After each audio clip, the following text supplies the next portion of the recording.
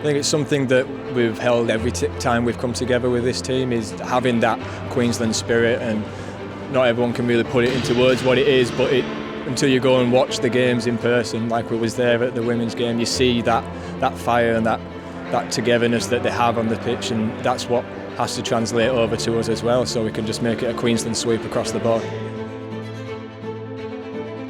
The heads are switched on, they're all very mature for their ages, and they know when it's time to knuckle down and when it's time to have fun, and they're not going to be able to buckle under any pressure. I think they really thrive on it, really.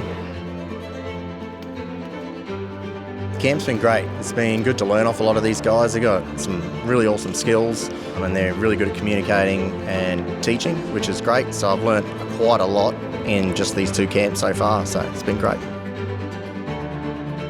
The rivalry is always good. It's been good in basketball. We've always had a bit of rivalry there. But I'm looking forward to this. Like, I'm an NRL fan, so I've been watching State of Origin for a long time, and now it's good to actually have a go and compete in it myself. So. And tell us about the debutants, Dan Anstey and Brett Basley. How are they going with all the preparations, and how are they fitting in with the team? They're really good.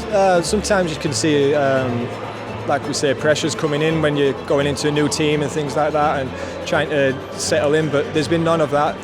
Everyone's been welcomed with open arms straight away, laughing and joking already. They really feel like part of the furniture on the first day, so that's something that we pride ourselves on in Queensland, is that this is a sport for everyone, and Queensland's for everyone. Today we had an open session, so the players that didn't quite make selection, they're here training with us now, and that's to instill that Queensland spirit of, this isn't just us 10 players lifting the trophy, it's everybody who's participated, everyone that's been at the trials, and they're all getting taught our training drills, our plays, our things, so that when it's time that they get called up, players like young Jack, they're ready, fit, ready, they know what's expected of them, and they're able to do it already.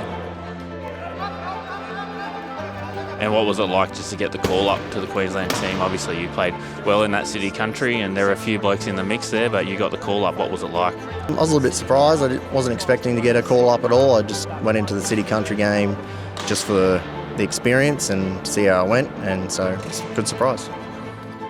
And you're one of the classified athletes in the team. How did you get your injury, and what led you into looking for a sport to play? I was born with a spina bifida, so been classified, I guess, all my life. I worked for a majority of my life, and then I had a break and sort of fell into basketball.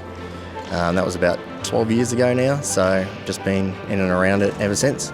And then I got into wheelchair rugby league through James Hill. He's a good friend of mine, I've known him for probably about 10 years now, so invited me down to just have a bit of fun, and here we are.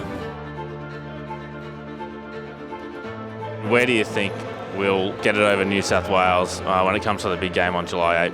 It's going to be defence. Defence is going to be the main one, and like I say, coming from the World Cup, one big thing we've picked up is having a connected defence is what's going to win us the game. I'm comfortable in our attack and comfortable in our set pieces and how we work together and how close we are.